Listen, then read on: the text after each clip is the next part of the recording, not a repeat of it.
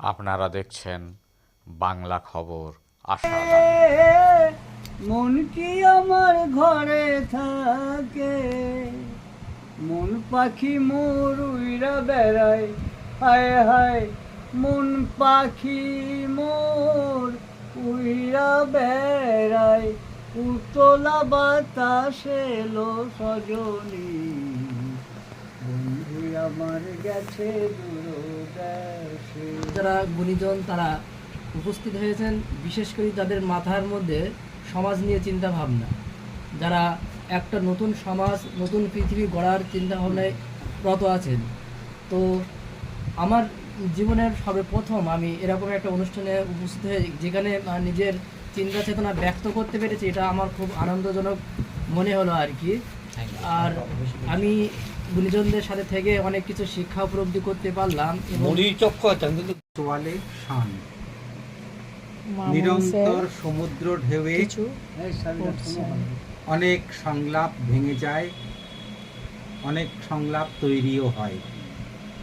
সাক্ষী থাকে লম্বা হয়ে শুয়ে থাকা তটভূমি, আর ছিন্ন ভিন্ন মৃতদেহ ধ্বংসস্তূপের ওপর দিয়ে উড়তে থাকা নুন মাখা কিছু সিগাল পাখি। দেওয়ালে বনেদি ঘড়ির কাঁটার অবিনাশী চলনে কিছু বার্তা থাকে। জলপাই বন বকুলের ডাল, তীর তীর করে কাঁপছে হিমেল হাওয়া, হিমেল হাওয়ায় তীর তীর করে কাঁপছে। মাকড়সা ছুটে যায় পানির উপর, ভেসে থাকা নাল ফুলের একটি পাতা থেকে আরেকটি পাতা। তীর তীর করে কাঁপছে হিমেল হাওয়া, কাঁপছে লম্বা ঘাসের ডগা। হিমেল হাওয়ায় তীর তীর করে কাঁপছে, কাঁপছে সজিনার পাতা ফুল, কাঁপছে জলপাই বন বকুলের ডাল। ঝরে যাওয়ার নোটিশ এলো প্রায়। ছোট্ট মেয়েটির এক চিলতে হাসির মতো রোদ, হলো না বুঝি গায়ে মাখার। তীর তীর এবার অপেক্ষা নয়, এবার যেতে হবে এগিয়ে। ভালোবাসার অপর নাম অপেক্ষা। যদি না হয় অপমান, সমাজে যেটা খারাপ ঘটছে, যেটা ভালো ঘটছে, সেটা তুলে ধরার দায়িত্ব কবি সাহিত্যিকের। তাই তাদেরকে আমি এক জায়গায় সম্মিলিত করি, সংগঠন করি, এবং সবাই।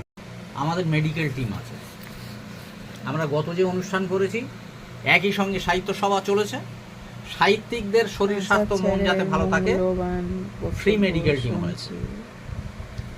এছাড়া সারা বছর অল ওয়েস্ট বেঙ্গল ধরে আমাদের মেডিকেল ক্যাম্প হয়, ফ্রি মেডিকেল ক্যাম্প বিভিন্ন জায়গায় সারা ওয়েস্ট বেঙ্গল ব্যাপী। এছাড়া আমাদের 3টে পত্রিকা আছে, আর সংগঠন আছে সৃজন সাথী, সমাজ ভাবনা, সমাজধারের। সাহিত্য এক, আর সাহিত্যের জন্য সাহিত্য আর এক। প্রতিবাদী কবিতা হয়, স্লোগান ধর্মী কবিতা যেমন হবে না, তেমনি আবার প্রতিবাদী কবিতা মানে স্লোগান ধর্মী কবিতা এমন নয়। স্লোগান ধর্মী যারা কবিতা রাখে তারাও একটা শ্রেণীর স্বার্থে রাখে। আর আমাদের দেশের শ্রেণী হয়নি, যারা শ্রেণীর লোক বলে তারাও একটা বিশেষ শ্রেণীর লোক। সুন্দর সুন্দর চিন্তা ভাবনা, তারাও যেমন আমরা ছোটবেলায় দেখেছি। কে নামে ডেকে বলবে কি লোকে, মন্দ করেছে আমাকে ওই দুটি চোখে। কে নামে ডেকে বলবে কি লোকে, মন্দ করেছে আমাকে ওই দুটি চোখে। আমি যে মাতাল হাওয়ারি মতো হয়ে, যেতে যেতে পায়ে পায়ে গেছে জড়িয়ে। কে নামে ডেকে বলবে কি লোকে, মন্দ করেছে আমাকে ওই দুটি চোখে। এবার অপেক্ষা নয়, এবার যেতে হবে এগিয়ে। ভালোবাসার অপর নাম অপেক্ষা। যদি না হয় অপমান। ইতিহাসের অন্যতম নক্ষত্র, যার নাম ডক্টর এপিজে আব্দুল কালাম। ভারতে যিনি মিসাইল ম্যান নামে পরিচিত। ডক্টর আব্দুল কালাম 1931 সালে 15 অক্টোবর বর্তমান তামিলনাড়ুর রামেশ্বরমের এক দরিদ্র পরিবারে জন্মগ্রহণ করেন। তার পুরো নাম ছিল আবুল ফকির জয়নুল আবেদিন আব্দুল কালাম। পিতার নাম জয়নুল আবেদিন এবং মাতা আশিয়া। শিক্ষা জীবন থেকেই তিনি খুবই পরিশ্রমী ছিলেন। স্কুলে পড়াশোনার পাশাপাশি তিনি সকালবেলা খবরের কাগজ বিলি করতেন পড়াশোনার খরচ চালানোর জন্য। পদার্থবিদ্যায় স্নাতক হওয়ার পর তিনি মাদ্রাজ ইউনিভার্সিটিতে এরোস্পেস নিয়ে ইঞ্জিনিয়ারিং পাশ করেন। এরপর ডিফেন্স রিসার্চ অ্যান্ড ডেভেলপমেন্ট বিজ্ঞানী হিসেবে নিযুক্ত হন। 1969 যোগ দেন ইসরো অর্থাৎ ইন্ডিয়ান স্পেস রিসার্চ অর্গানাইজেশনে। অগ্নি এবং পৃথ্বী নামে দুটি মিসাইল ভারত তার হাত ধরে প্রথম সফলভাবে উৎক্ষেপণ করেন। তিনি ছিলেন প্রধানমন্ত্রীর প্রধান বৈজ্ঞানিক পরামর্শদাতা। ভারতবর্ষের একাদশতম রাষ্ট্রপতি হয়ে তিনি দেশের দায়িত্ব পালন করেন। রাষ্ট্রপতি পদের মেয়াদ শেষ হলে তিনি আবার অধ্যাপনা ও লেখালেখিতে ব্যস্ত হয়ে পড়েন। বিজ্ঞান ও শক্তির উপর তিনি ভিত্তি করে অনেক জনপ্রিয় বই লিখেছেন। ডক্টর আব্দুল কালাম তার প্রতিভা ও কৃতিত্বের জন্য অনেক পুরস্কার ও সম্মান লাভ করেন। দেশ ও বিদেশের প্রায় তিনি 40টি বিশ্ববিদ্যালয় থেকে পুরস্কৃত ও সম্মানিত হন। 1981 সালে তিনি পদ্মভূষণ এবং 1990 সালে পদ্মবিভূষণ এ সম্মানিত হন। 1992 সালে ভারতবর্ষের সর্বশ্রেষ্ঠ জাতীয় সম্মান ভারতরত্ন পুরস্কারে ভূষিত হন।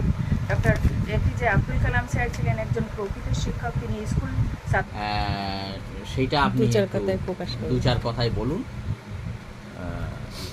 আমরা শুনি সবাই। আমি তো আগেই বললাম যে আমি কবি বা লেখক নই, অতএব অন্য পরিবেশে এসে পৌঁছেছি এবং এই পরিবেশটা তো সত্যিই মানুষের ভালো, খুব সবাইকেই ভালো লাগবে এই পরিবেশে মানুষকে, যেখানে কবিতা পাঠ হয়, আলোচনা হয়, গানও মানুষ শুনতে পায়। আমরা সেগুলো থেকে অনেক বিচ্যুত হয়ে গেছি এখন, কারণ সংসারে এখন অনেক জ্বালা, সমাজে এখন অনেক জ্বালা, এখন বেঁচে থাকার তাগিদটা অনেক বেশি। আর মানুষের যখন বেঁচে থাকার তাগিদ বেশি হয় তখন এই সূক্ষ্ম শিল্পকলাগুলো তখন তার মাথাতে আসে না, ভুলে যায়। কিন্তু যা